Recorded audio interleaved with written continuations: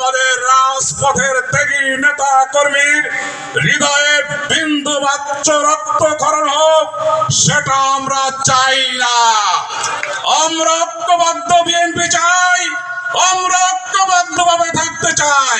তাই আজকের উপস্থিত সকল পর্যায়ের নেতা কর্মীর কাছে আমার উদাত্ত আহ্বান থাকবে, বিগত দিনে রাজপথে আন্দোলন সংগ্রামে যেভাবে আমরা ঐক্যবদ্ধভাবে আন্দোলন করেছি, সংগ্রাম করেছি, আগামী দিনেও আমরা সবাই ঐক্যবদ্ধ থাকতে চাই।